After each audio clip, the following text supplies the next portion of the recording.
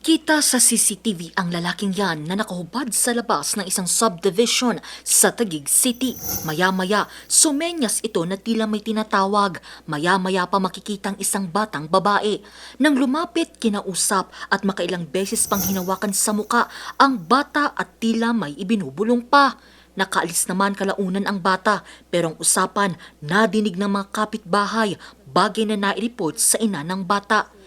Dito napag-alaman na ang lalaking nakunan ng CCTV, isa palang pulis. Ang binulong daw ng pulis sa kanya na alam mo, mas maganda ka pa sa misis ko.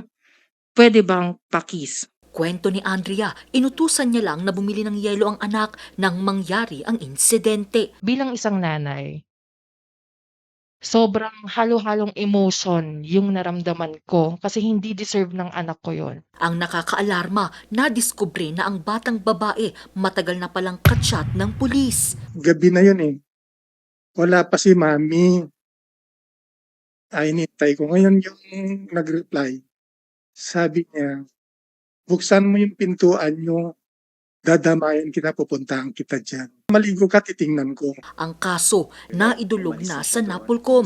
Anila, hindi raw nila kukonsintihin ang nangyaring insidente. Sa isang press conference, sinabi ni Napolcom Commissioner na maaaring maharap sa kasong administratibo gaya ng grave misconduct at conduct unbecoming a police officer. Hindi po trabaho ng pulis na mangmanyak ng 8 years old.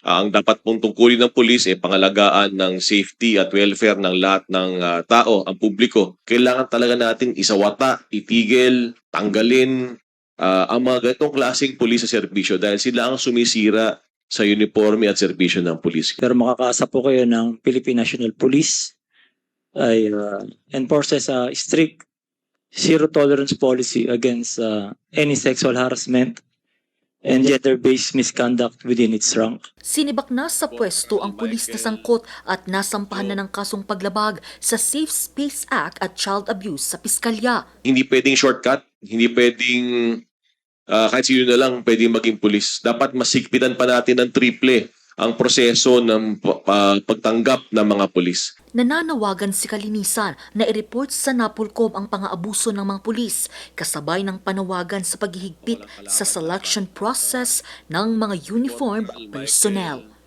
Angel Arquero, RNG News.